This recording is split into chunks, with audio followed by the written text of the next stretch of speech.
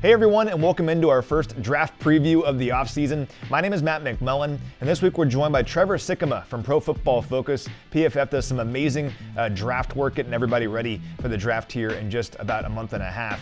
And Trevor, this segment's going to focus just on wide receiver. It's a position I know a lot of Chiefs fans are obviously very excited about, and also a position this draft happens to be very deep in. And let's say the Chiefs want to go wide receiver at pick number 32 overall. Who are some names that you like? There's a ton. I mean, it's a good year to need a wide receiver. I feel like we've said that a couple of times over the last few years, but this one, we truly mean it. I mean, we've got three guys at the top who are not going to be available at 32, but just to give you an idea of how good this class is, all three guys, Marvin Harrison Jr., Malik Nabers, Rome Odunze, they could be wide receiver one in basically any other draft class that we've seen over the last 10 years. Maybe not all of them, but most of them. So you already have those three guys at the top. Like I said, they're not making it to 32, but there's still a ton of really talented players that absolutely could. I look at the two Texas guys as potential fits for the Chiefs for sure. A.D. Mitchell, he ran a 4.34 40-yard dash, a little bit over 6'2", 6'3". I mean, he's got the length, he's got the size.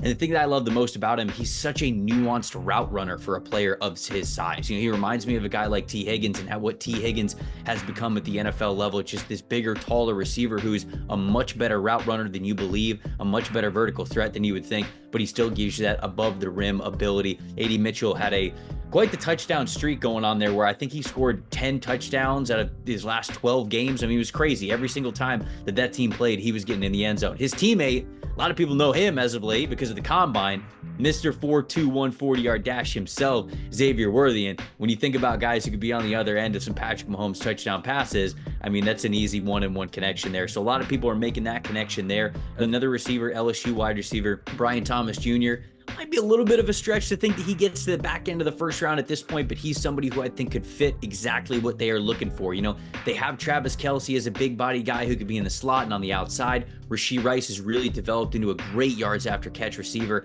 but they need, again, that vertical guy going into the season. That role needs to be filled. I think Brian Thomas does that as well. I'll throw out another name too.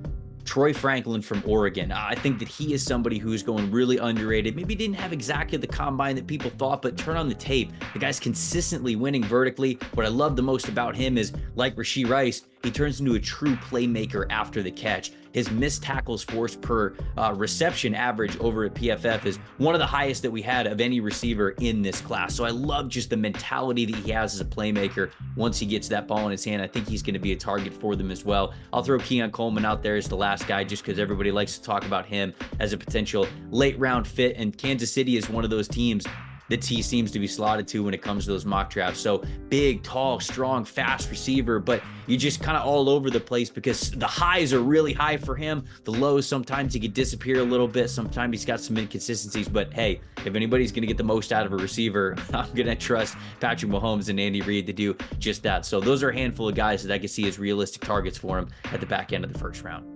Yeah, well, that's what's exciting, I think, for Chiefs fans is that you're listing off a bunch of guys who are really good players, and they're all in this draft. I mean, normally you don't see a draft with this many wide receivers who could potentially go in the first round. I mean, I'm seeing some people think 7 receivers could go in the first round. That'd be a record. Now, you mentioned Rashee Rice. Of course, the Chiefs got him in the second round last year. He had a great season. Are there any sleepers that could go on day 2 or day 3 that you like for Kansas City, kind of like Rashee Rice did?